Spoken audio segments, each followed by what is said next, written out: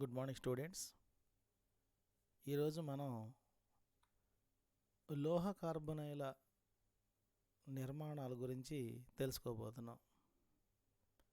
అంటే లోహ కార్బొనైల సమ్మేళనాల యొక్క నిర్మాణాలు ఎలా ఉంటాయి, వీటిలో జరిగేటటువంటి సంకరీకరణం ఏమిటి, అదేవిధంగా వాటి యొక్క నిర్మాణం ఏ విధంగా ఉంటుంది అనేది ఈరోజు మనం నేర్చుకోబోతున్నాం.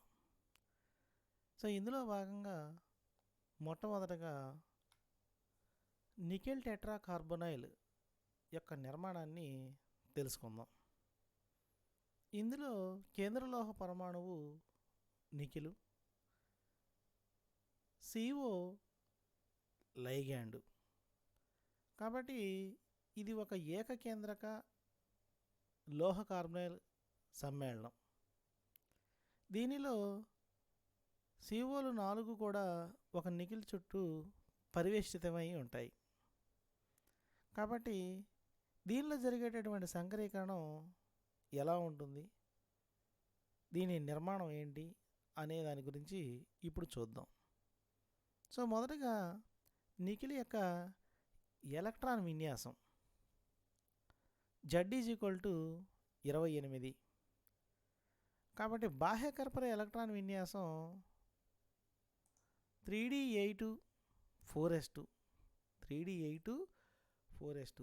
కాబట్టి బాహ్య కర్పర ఎలక్ట్రాన్ విన్యాసం వచ్చేసరికి 3d8 4s2గా ఉంటుంది నికెల్కి. సో దీనిలో నికెల్ టెట్రా కార్బొనైల్లో నికెలు sp3 సంకరీకరణంలో పాల్గొంటుంది. అంటే ఒక s ఆర్బిటాలు 3 p ఆర్బిటాళ్ళు కలిసి 4 sp3 సంకరకరణ ఆర్బిటాలని ఏర్పరుస్తాయి. కాబట్టి టెట్రాహైడ్రల్ నిర్మాణాన్ని ఈ నికెల్ టెట్రా కార్బొనైల్ కలిగి ఉంటుంది. అంటే sp3 సంకరీకరణానికి టెట్రాహైడ్రల్ జియోమెట్రీ అనేది ఉంటుంది. అయితే అసలు ఎలక్ట్రాన్ విన్యాసం భూస్థాయిలో నికెల్ యొక్క ఎలక్ట్రాన్ విన్యాసం ఎలా ఉంటుంది? 3d8 4s2 4p0గా ఉంటుంది. 3d8 అదేవిధంగా 4s2 4p0గా ఉంటుంది. ఎప్పుడైతే ఈ నికెల్ వైపుకి లైగ్యాండ్లు సమీపించినవో అప్పుడు నికెల్ లోహంలో ఉన్నటువంటి ఎలక్ట్రాన్లు పునరమరిక చెందుతాయి. అంటే ఏదైనా ఒక లైగ్యాండ్ లోహాన్ని సమీపించినప్పుడు దానిలో ఉన్నటువంటి ఎలక్ట్రాన్లు, అంటే బలమైన లైగ్యాండ్ సమక్షంలో ఈ లోహంలో ఉన్నటువంటి ఎలక్ట్రాన్లన్నీ కూడా పునరమరిక చెంది ఒక చోటకి దగ్గరగా చేర్చబడతాయి. కాబట్టి నికెల్ యొక్క ఎలక్ట్రాన్ విన్యాసం పునరమరిక చెందిన తర్వాత ఈ విధంగా ఉంటుంది. అంటే 3d10 4s0 4p0. సో ఎప్పుడైతే 3d10 అయిపోయిందో 4s0 4p0 అయిందో ఇక్కడ సంకరీకరణం ఏంటంటే sp3 సంకరీకరణం జరుగుతుంది. sp3 సంకరీకరణం. కాబట్టి ఇది ఒక s ఆర్బిటాలు, ఇది 3 p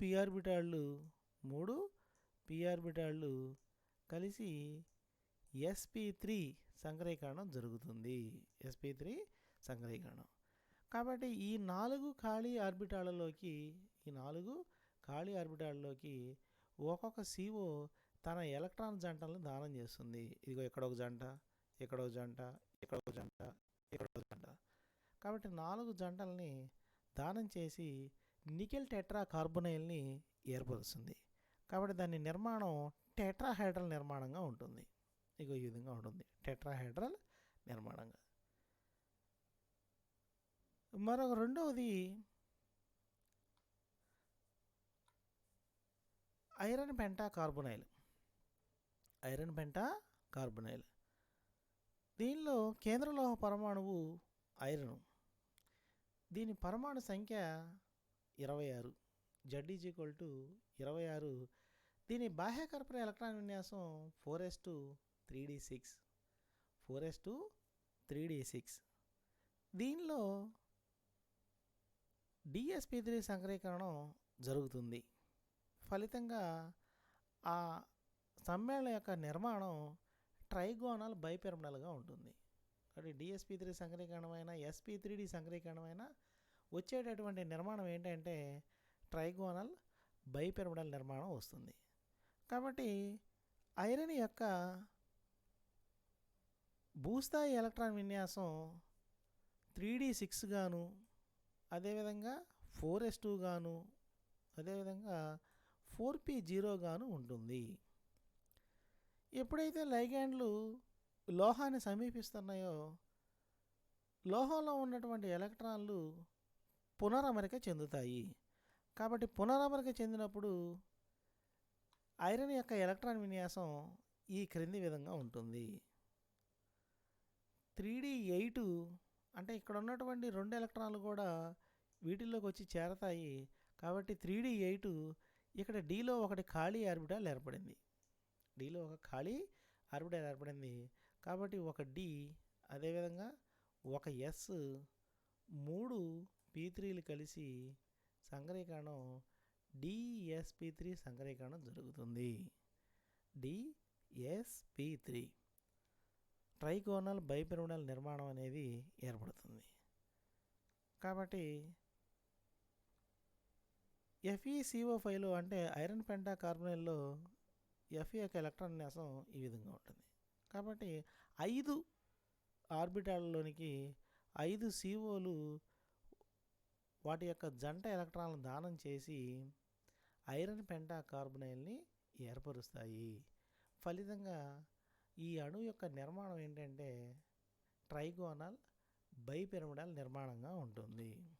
ట్రైగోనల్ బైపిరమిడల్ నిర్మాణంగా ఉంటుంది. మూడవది క్రోమియం హెక్సా కార్బొనైల్. ఇందులో కేంద్రలోహ పరమాణువు క్రోమియము, దాని పరమాణు సంఖ్య 24. కాబట్టి దాని ఎలక్ట్రాన్ విన్యాసం బాహ్యకరపర ఎలక్ట్రాన్ విన్యాసం చూసుకుంటే 4s1, అదేవిధంగా 3d5. 4s1 3d5. ఇక్కడ క్రోమియము D2sp3 సంకరీకరణలో పాల్గొంటుంది. ఎప్పుడైతే D2sp3 సంకరీకరణలో పాల్గొంటుందో వచ్చేటటువంటి నిర్మాణం ఆక్టాహైడ్రల్ నిర్మాణాన్ని కలిగి ఉంటుంది. ఆక్టాహైడ్రల్ నిర్మాణం. కాబట్టి క్రోమియం యొక్క భూస్థాయి ఎలక్ట్రాన్ విన్యాసం వచ్చేసరికి 3d5, అదేవిధంగా 4s1, 4p0గా ఉంటుంది. 3d5, 4s1, 4p0గా ఉంటుంది. పునరావృతి చెందడం వలన క్రోమియం యొక్క ఎలక్ట్రాన్ విన్యాసం 3d6, అదేవిధంగా 4s0, 4p0గా మారుతుంది. సో ఎప్పుడైతే ఇక్కడ నుంచి ఎలక్ట్రాన్లు ఇవన్నీ కూడా జతకూడి పునరావృతి చెందినయో ఇక్కడ 2 ఖాళీలు ఏర్పడినవి D2. కాబట్టి D2, అదేవిధంగా ఒక ఎస్, 3 pలు కలిసి D2sp3 సంకరీకరణాన్ని ఏర్పరుస్తాయి. D2sp3 సంకరీకరణం జరుగుతుంది. కాబట్టి క్రోమియం యొక్క ఎలక్ట్రాన్ విన్యాసం క్రోమియం హెక్సా కార్బొనైల్లో ఈ క్రింది విధంగా ఉంటుంది. కాబట్టి ఆ 6 ఆర్బిటాలలోనికి 6 COలు ఎలక్ట్రాన్ జంటలను దానం చేసి క్రోమియం హెక్సా కార్బొనైల్ని ఏర్పరుస్తాయి. దీని యొక్క నిర్మాణం ఈ విధంగా ఉంటుంది. ఇది ఒక ఆక్టాహైడ్రల్ నిర్మాణం. తర్వాత 4వది వెనీడియం హెక్సా కార్బొనైల్. ఇది కూడా D2sp3 సంకరీకరణమే జరుగుతుంది. ఇంతకు ముందు చెప్పినటువంటి ఆక్టాహైడ్రల్ నిర్మాణమే ఉంటుంది. కాబట్టి 3వ ఉదాహరణ, 4వ ఉదాహరణ 2 కూడా ఒకటే. సంకరీకరణం D2sp3, నిర్మాణం ఆక్టాహైడ్రల్. ఇటొచ్చి కేంద్రలోహ పరమాణువు అక్కడ క్రోమియము, ఇక్కడేమో వెనిడియము. కాబట్టి వెనిడియం యొక్క ఎలక్ట్రాన్ విన్యాసం 4s2, 3d3. 4s2, 3d3. కాబట్టి దీని యొక్క ఎలక్ట్రాన్ విన్యాసం ఈ క్రింది విధంగా ఉంటుంది. భూస్థాయి ఎలక్ట్రాన్ విన్యాసం 3D3 గాను, అదేవిధంగా 4s2గా, 4p0గా ఉంటుంది. సో ఎప్పుడైతే లైగ్యాండ్లు లోహం వైపు సమీపిస్తున్నాయో ఇక్కడ ఉన్నటువంటి ఎలక్ట్రాన్లు, ఎస్లో ఉన్నటువంటి ఎలక్ట్రాన్లు డీలోకి చేరి పునరమరిక చెందడం ప్రారంభమవుతుంది. సో ఎప్పుడైతే పునరమరిక చెందిందో 3D5 గాను, 3D5 గాను, 4s0 గాను, 4p0 గాను మారుతుంది. కాబట్టి ఇక్కడ 2 ఖాళీలు ఏర్పడినాయి. అందువల్ల దీన్ని D2 అంటాం. ఇది వచ్చేసరికి S, ఇవేమో 3 పీలు కలిసి D2sp3 సంకరీకరణం జరుగుతుంది. ఆక్టాహెడ్రల్ నిర్మాణం ఉంటుంది. ఈ 6 ఖాళీల్లోకి 6 COలు తమ ఎలక్ట్రాన్ జంటలను దానం చేసి వెనిడియం హెక్సా కార్బొనైల్ని ఏర్పరుస్తాయి. అయితే దీనిలో ఒంటరి ఎలక్ట్రాన్ ఉంటుంది. అందువలన ఈ సమ్మేళనానికి పారాయస్కాంత ధర్మం కలిగి ఉంటుంది. పారాయస్కాంత ధర్మం అంటే ఒంటరి ఎలక్ట్రాన్లు ఎక్కడైతే ఉన్నాయో ఆ సమ్మేళనానికి పారాయస్కాంత ధర్మం అనేది వస్తుంది. సో దీని నిర్మాణం, వెనిడియం హెక్సా కార్బన్ నిర్మాణం ఆక్టాహెడ్రల్ నిర్మాణంలో ఉంటుంది. ఈ క్రింది విధంగా ఉంటుంది. తరువాత 5వది బహుకేంద్రక లోహ కార్బనైల్ సమ్మేళనాలు. దీనికి గాను ఉదాహరణగా డైమ్యాంగనీస్ డెకా కార్బొనైల్ Mn2CO10 ఉదాహరణగా ఇక్కడ తీసుకోవడం జరిగింది. దీనిలో 2 మ్యాంగనీస్ పరమాణువులు కూడా D2sp3 సంకరీకరణంలో పాల్గొంటాయి. దీనికి అస్తవ్యస్త నిర్మాణం ఉంటుంది. అదేవిధంగా మ్యాంగనీస్కి మధ్య లోహ బంధం అనేది ఒకటి ఎక్స్ట్రాగా ఉంటుంది ఇక్కడ. సో ఒక మ్యాంగనీస్ యొక్క ఎలక్ట్రాన్ విన్యాసం, భూస్థాయిలో మ్యాంగనీస్ ఎలక్ట్రాన్ విన్యాసం 3D5 గాను, 3D5, అదేవిధంగా 4s2, 4p0 ఉంటుంది. 4s2, 4p0గా ఉంటుంది. కాబట్టి D2sp3 సంకరీకరణం తరువాత ఈ క్రింది విధంగా ఉంటుంది. ఎప్పుడైతే ఈ 5, 2, 7 కలిసినాయో 6 ఒక సెట్గా ఏర్పడి ఒకటే మిగిలిపోతుంది. మిగిలిన 5 ఖాళీల్లోనికి COలు ఎలక్ట్రాన్ జంటలను దానం చేసి బంధాన్ని ఏర్పరచుకుంటాయి. ఇది ఒక మ్యాంగనీస్కి సంబంధించి. సేమ్ అదేవిధంగా 2వ మ్యాంగనీస్ కూడా ఇదే విధంగా D2sp3 సంకరీకరణలో పాల్గొంటుంది. దీనిలో కూడా 5 ఖాళీ ఆర్బిటాల్లోనికి COలు ఎలక్ట్రాన్ జంటలు దానం చేసి D2sp3 సంకరీకరణం ద్వారాగా బంధంలో పాల్గొంటున్నాయి. అయితే ఇక్కడ లోహానికి మధ్య అంటే మ్యాంగనీస్కి అదేవిధంగా ఇంకో మ్యాంగనీస్కి మధ్య ఒక లోహ బంధం అనేది ఏర్పడుతుంది. కాబట్టి ఒక బంధం ఈజ్ ఈక్వల్ టు 2 ఎలక్ట్రాన్లు. సో దీనికి మనం EAN నియమాన్ని వేస్తే, అంటే ప్రాభావిక పరమాణు సంఖ్య నియమాన్ని కనుక ఆపాదించినట్లయితే ఇందులో 2 మ్యాంగనీస్ పరమాణువుల నుండి 25x2 50 ఎలక్ట్రాన్లు, మొత్తం 10 COలు ఉన్నాయి. ఒక్కొక్క CO 2 ఎలక్ట్రాన్ల చొప్పున 10 రోళ్ళు 20 ఎలక్ట్రాన్లు. అదేవిధంగా మ్యాంగనీస్కి సంబంధించి లోహ బంధాలు ఎన్ని ఉన్నాయంటే 1 ఉన్నాయి. కాబట్టి 1x2 2 ఎలక్ట్రాన్లు, మొత్తం కలిపితే 72. Mn2CO10 యొక్క ఎలక్ట్రాన్ల సంఖ్య ఎంత అంటే 72. అప్పుడు ఒక మ్యాంగనీస్కి లెక్కించినట్టయితే 72/2 కాబట్టి 36. ఇది ఒక జడవాయు ఎలక్ట్రాన్ విన్యాసం. కాబట్టి ఇది స్థిరమైనటువంటి సమ్మేళనం. ఇది ఒక బహుకేంద్రక లోహ కార్బనైల్ సమ్మేళనానికి ఉదాహరణ. బ్రిడ్జి బంధాలు లేనటువంటి సమ్మేళనానికి ఉదాహరణ. తర్వాత దీని నిర్మాణం చూడండి. ఇగో ఇక్కడ ఆక్టాహెడ్రల్ నిర్మాణం ఉంటుంది. ఎందుకంటే సంకరీకరణం D2sp3 కాబట్టి ఆక్టాహైడ్రల్ నిర్మాణం ఉంటుంది.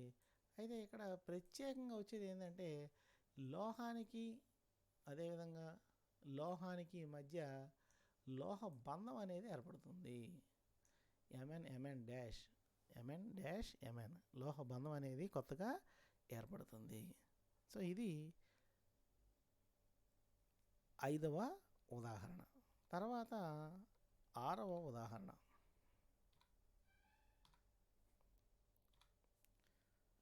6వ ఉదాహరణ డైకోబాల్ట్ ఆక్టాకార్బొనైల్ CO2 CO8.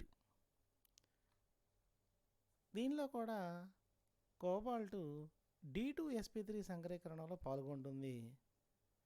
ఇక్కడ కూడా మీకు ఆక్టాహైడ్రల్ నిర్మాణం రావాలి, అయితే కొద్దిగా అణువు యొక్క నిర్మాణం అనేది మారుతుంది.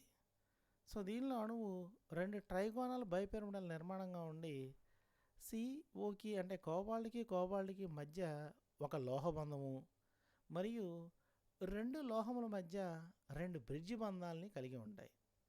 కాబట్టి ఇక్కడ ఎక్స్ట్రాగా వారధి బంధాలు అనేవి వస్తూ ఉంటాయి. దానివల్ల అణువు యొక్క రూపం కొద్దిగా మార్చబడుతుంది. సో దీనిలో కూడా ఒక్కొక్క CO D2sp3 సంకరీకరణలోనే పాల్గొంటుంది. కాబట్టి భూస్థాయిలో కోబాల్ట్ యొక్క ఎలక్ట్రాన్ విన్యాసం బాహ్య కర్బన విన్యాసం 3d7 4s2 3d7 4s2 4p0 కానీ D2sp3 సంకరీకరణం తర్వాత అన్నీ కూడా ఒక చోటకి జత కొడతాయి. కాబట్టి ఇక్కడ 6 ఒక రకంగా వచ్చినాయి, మిగిలిన 3 విడిపోయి ఇక్కడ చూడండి, ఒకటేమో ఈ CO ఎలక్ట్రాన్ ఇచ్చింది, ఇంకోటి CO ఎలక్ట్రాన్ ఇచ్చింది, ఇక్కడ ఒంటరిగా ఒక ఎలక్ట్రాన్ మిగిలిపోయింది. ఇది లోహబంధం. ఇది ఒక COకి సంబంధించి. సేమ్ అదేవిధంగా ఇంకో CO కూడా తీసినట్లయితే సేమ్ ఇదే బంధం ఉంటుంది. కాబట్టి రెండింటికి మధ్యలో చూడండి, ఇది ఒక బ్రిడ్జి బంధం ఒకటి, ఇది ఒక బ్రిడ్జి బంధం, ఇది ఒక లోహ బంధం. కాబట్టి సంకరీకరణం D2sp3 సంకరీకరణమే జరుగుతుంది. కాబట్టి ఈ మిగిలిన మూడింటికి COలు ఎలక్ట్రాన్ జంటలు దానం చేసి ఈ బంధాన్ని ఏర్పరచుకుంటాయి. దీని యొక్క నిర్మాణం ఈ క్రింది విధంగా ఉంటుంది. అయితే నిర్మాణం తెలుసుకునే ముందు దీని యొక్క ప్రాభావిక పరమాణు సంఖ్యా నియమం ఏంటి అంటే, ఇది ప్రాభావిక పరమాణు సంఖ్యా నియమాన్ని పాటిస్తుందా లేదా. కాబట్టి 2 CO పరమాణువుల నుండి 54 ఎలక్ట్రాన్లు 27x2 8 COలు ఉన్నాయి ఇక్కడ. అంటే లైగాండ్ సంఖ్య 8, కాబట్టి 8x2 16 CO బంధం. అంటే లోహానికి మధ్య బంధాలు ఎన్ని ఉన్నాయంటే ఒకటే ఉంది, 2 ఎలక్ట్రాన్లు. ఫలితంగా CO2 CO8లో 72 ఎలక్ట్రాన్లు వచ్చినాయి.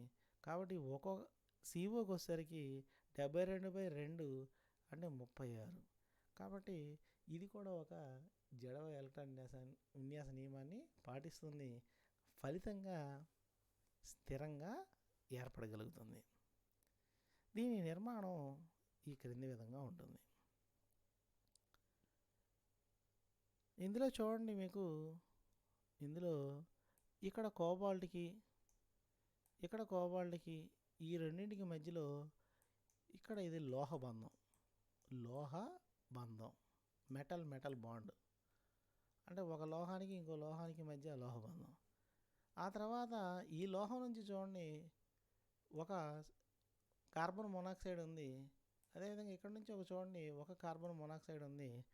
కాబట్టి ఈ రెండింటికి మధ్యలో వారధి బంధాలు అంటాం వీటిని.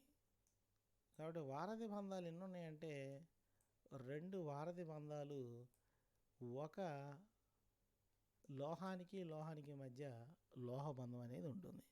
సో ఇక్కడ చూడండి, మీకు బాగా క్లియర్ కట్గా తెలుస్తుంది. ఇది ఒక CO, ఇది ఒక CO కోబాల్ట్. ఇక్కడ చూడండి, నలుపు రంగులో ఉన్నటువంటిది ఒక బ్రిడ్జి బంధం, ఇది కూడా నలుపు రంగులో ఉన్నటువంటిది ఒక బ్రిడ్జి బంధం. అంటే CO అంటే ఇది C, ఇది వచ్చేసరికి రెడ్ కలర్లో ఉంది ఆక్సిజన్. కాబట్టి ఈ CO2 CO8లో లోహానికి లోహానికి మధ్య ఒక బంధము, 2 వారధి బంధాలు కలిగి ఉంటుంది. సంకరీకరణం D2sp3 జరుగుతుంది. నిర్మాణం సరికి ట్రైగోనల్ బైపిరమిడల్గా కొద్దిగా రూపం మారుతుంది. తరువాత 7వది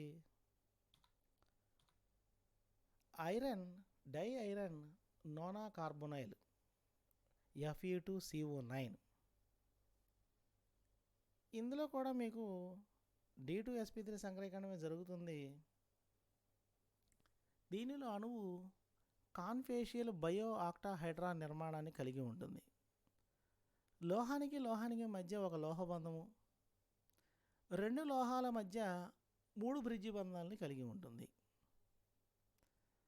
సో దీనికి EAN నియమాన్ని వర్తించినట్లయితే 2 ఐరన్ పరమాణువుల నుంచి 26 × 2 52, 9 COలు ఉన్నాయి కాబట్టి 9 2 18 లోహబంధాలు వచ్చేసరికి ఇక్కడ ఒకటే లోహబంధం ఉంది కాబట్టి 2 ఎలక్ట్రాన్లు, మొత్తం కలిపితే 72 ఎలక్ట్రాన్లు.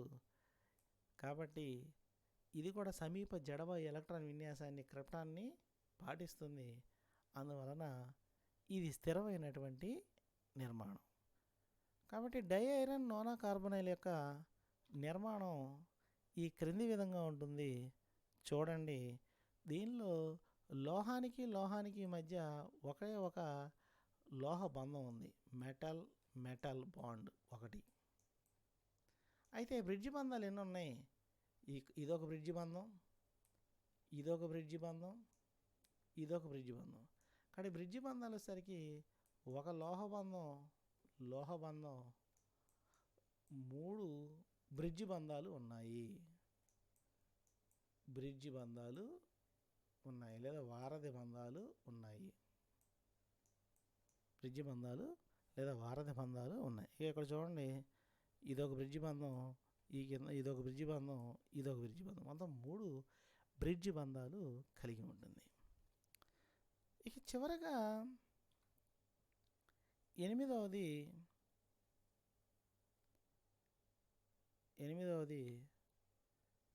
Try iron డోడెకా carbonyl Fe3CO12.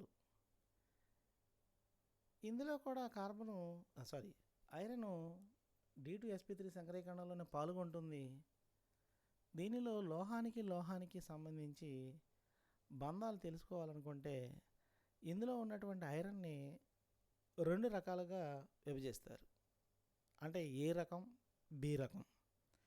ఇందులో చూడండి, ఒక రకం 2 Fe పరమాణువులతో ఏ పరమాణువులతో ప్రతి Fe పరమాణువు 3 అంతిమ COలతోనూ 2 వారధి CO సమూహాలతోనూ బంధితమై ఉంటుంది.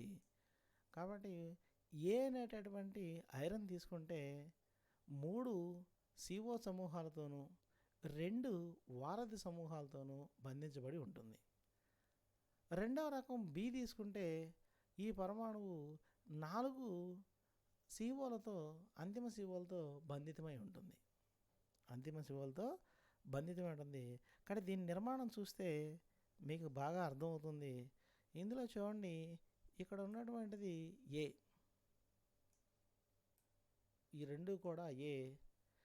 ఈ ఏ దగ్గర నుంచి చూడండి, దీనికి మధ్య లోహబంధం ఇది ఒకటి, అదేవిధంగా ఇదొకటి, ఇదొకటి, మొత్తం 3 లోహబంధాలు ఉన్నాయి.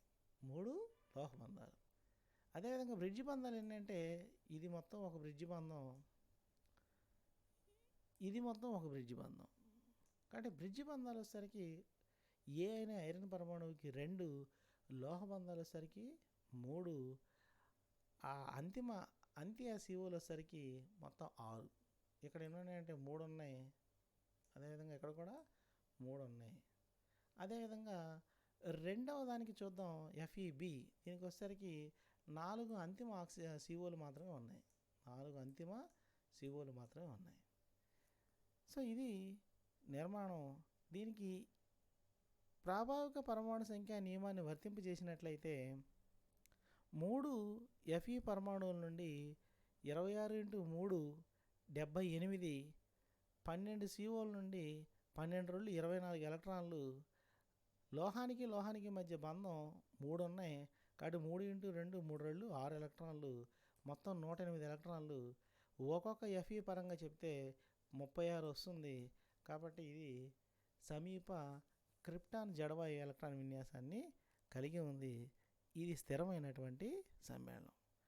కాబట్టి ట్రై ఐరన్ డోడెకా కార్బొనైల్లో లోహ బంధాలు 3, బ్రిడ్జి బంధాలు 2 కలిగి ఉన్నాయి.